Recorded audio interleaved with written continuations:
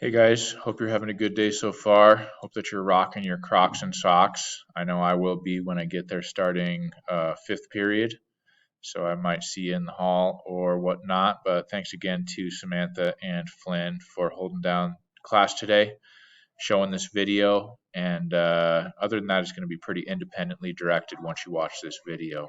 But as you can see, we're going to be looking at the Electoral College by taking a look at a Common Lit article. So when you are logging into Common Lit, make sure that you are logging in with Google. So you're going to click on that button right there to log in with Google. So that's very important. We're going to be taking a look at the article that's called the Electoral Process. So make sure that you are going into that, and remember you're going to be doing those guided reading questions that are after each little couple paragraphs. It'll ask you a question, and then also the assessment at the end. As long as you take the assessment at the end, then you're good. I'll check you off as far as this assignment goes.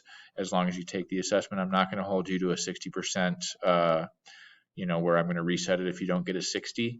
But please make sure that you are taking your time on that, because as you will see with part 2, there are these questions where you're going to need to break down 2 of the multiple choice questions that you'll see on that assessment.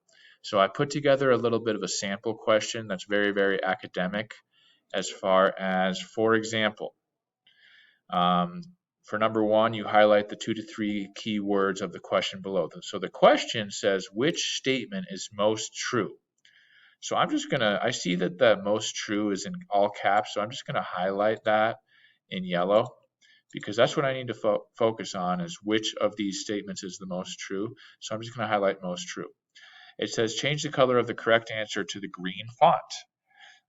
So it says the Denver Broncos will win the Super Bowl in 2023, Kansas City Chiefs, New England Patriots, or a team from the NFC, or none of the above. I'm going to say the obvious, which is Denver Broncos. So I'm going to go ahead and change that to a green font, because that is the correct answer. And then number 3, it says the reason why each of the incorrect answers is not the answer. So then that, as you can see here, it's doing a green font for me. I'm going to say B is not right because KC has already seen their best days.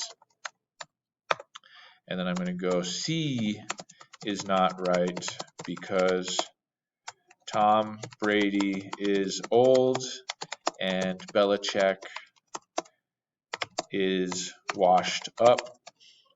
And then I'm going to go to D. D is not right. So you get the picture, right?